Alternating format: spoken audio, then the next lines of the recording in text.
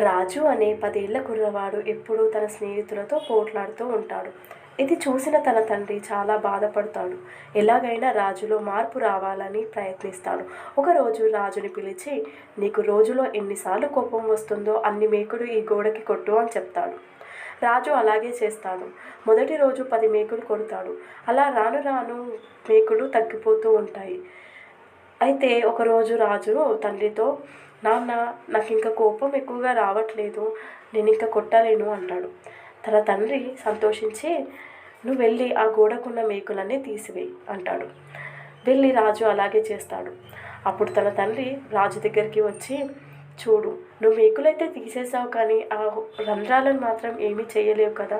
ఆ గోడకి నువ్వైతే ఎన్ని మేకులు కొట్టావో అన్ని రంధ్రాలైతే పడ్డాయి. ఎదుటి వారిని బాధించడం కూడా అంతే. వాళ్ళకి నువ్వు సారీ చెప్పినంత మాత్రాన వాళ్ళకి